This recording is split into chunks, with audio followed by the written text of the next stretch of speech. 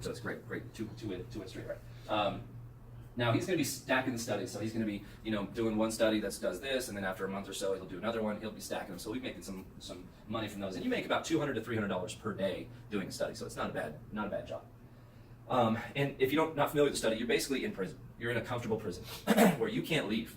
You check in for a week or two at a time, and you have a nice bed with probably 2 or 3 other people in the same room with you, and you get to bring your laptop and fun things to do, and billiards, pool tables, and you just meet people. But what he's going to be doing is he's going to be utilizing his time. Well, 90% of his time is not being used. He gets to hustle. He gets to do things. He gets to get online. He gets to educate himself, read on blogs and Bigger Pockets and other sorts of things to get his education up to par. And once he's got that education up to par, and then he can start promoting. He can start doing stuff for the Superhero Home Buyers, which is a company that he's probably going to be managing soon.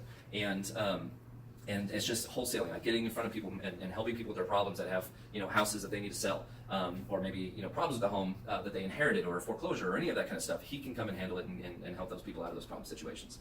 And then while he's doing that, he's locked up. So how is he going to go get under contract? Well, then he partners with somebody else, another team member, or myself, or another wholesaler. He can partner with somebody and split the difference 50-50. So that way the contract gets done, the person gets helped, and everybody wins. And he can do all of this by the comfort of his bed, and it's a really great way to utilize his time. So he's going to be doing that, and then he's going to be doing other stuff. Like you can actually work for USAA. I don't know if you go straight into it, but I know that you can actually begin at the job site, but then you can actually apply to work from home. And once you get that home position, you just got to commit. I think it's like 3 to 5 hours a day, at your own leisure, at your own time. Well, you can do that while doing this. So you're stacking your streams. You're making multiple streams, and you're stacking them so you can squeeze it all into the time frame that you can allow. Being very efficient with your time. Isn't that a fact that most millionaires become millionaires because they have more than 7 stream incomes or something? It's said that the 1%, the wealthy, know that 7 streams of income is the minimum you should have. So basically, like I've got, my stocks, performing stocks that pay dividends out. That's a stream. I've got my investment portfolio for multifamily. That's a stream. I've got my flips. That's a stream. I've got my property management company. That's a stream. I've got this. I've got that. I've got about 10 streams of income coming in, and it doesn't necessarily mean that they're all making $1 million each. It just, some make maybe only a few hundred, some make a few thousand, some make $1 million. I mean, it doesn't have to be even. It's just making sure that you spread it over different streams. That way, in case 2 go down, you still got 8 others that are still making money, so you're fine. You lose your job, well, that should only be 1 stream of income. Okay.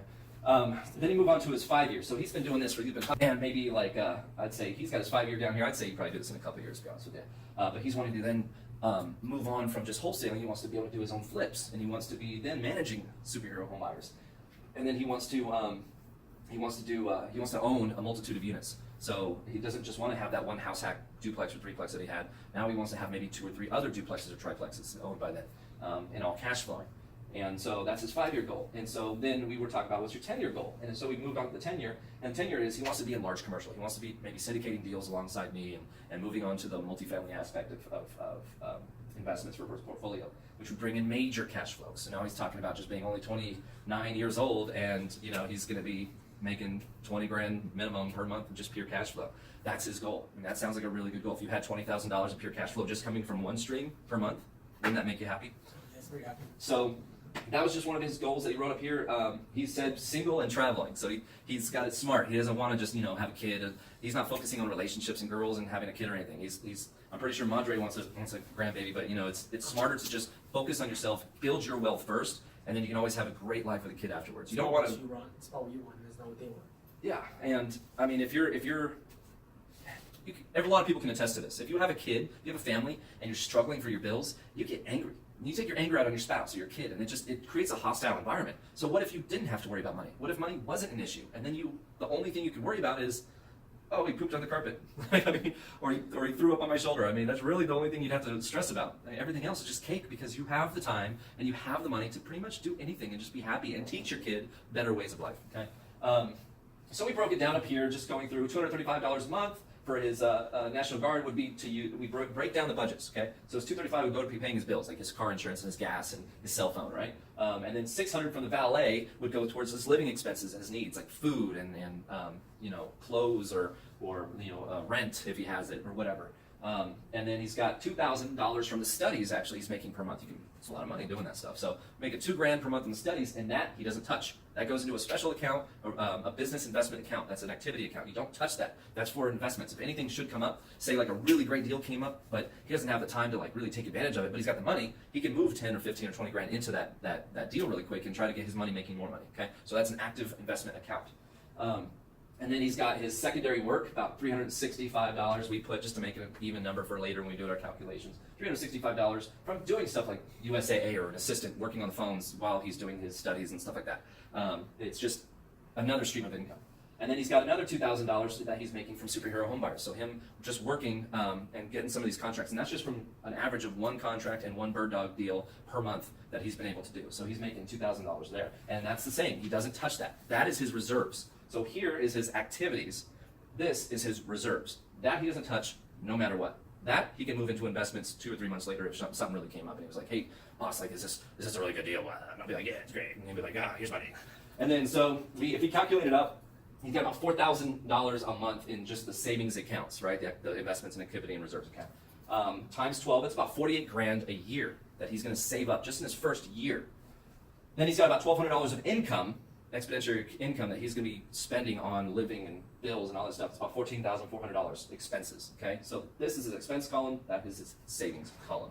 So you think after about a year of being able to just do this and hustle, maybe even 2 years and having 100 grand after 2 years to invest in a project, you think that'll set you up and make your family proud of you? That'll be perfect, honestly. That's a plan.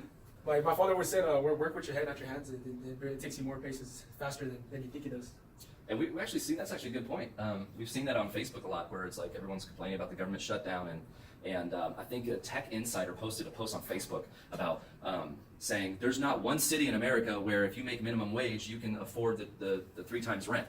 It's like fake news, guys. I mean, sure, they're semi-accurate, but there's ways. What they're saying is basically, if you're the lazy, stupid person that doesn't know anything and doesn't care to expand their knowledge or work with their brain a little bit, then yeah, it's going to be hard for you. But if you understand things and you're smarter, even if you work with your hands, even if you're a hard worker and you don't really work with your brain, you don't do a lot of management stuff, you don't do a lot of wealth stuff, you don't do a lot of investments or any of that stuff, it's fine. If you're making minimum wage and you're hustling, you're maybe doing 40 hours a week, let's say just 40 hours a week, no overtime, you're still making enough money to live in a place that's $400 a month. I know plenty of places that rent for $400 a month. Plenty of places. So to say that there's nowhere that you could live, that's BS. Yes, there's tons of places that you could live. In fact, I know of places. So if you don't know, so if you're one of those people and you're minimum wage worker and you don't know where to live and you can't find a place, contact me. I will help you for free. All right. I want to knock that out of the park because that fake news stuff is just. It's not about having a lazy mentality. Don't have a poor man's mentality. Hustle, work, think, structure. Right. Develop yourself into a wealthy lifestyle. Ambitious. Ambitious. You gotta be ambitious. Yeah, I mean everyone's got ambition to a point, but you can look at it with this generation nowadays. It's just pathetic. Guys, get off your ass. Get to work.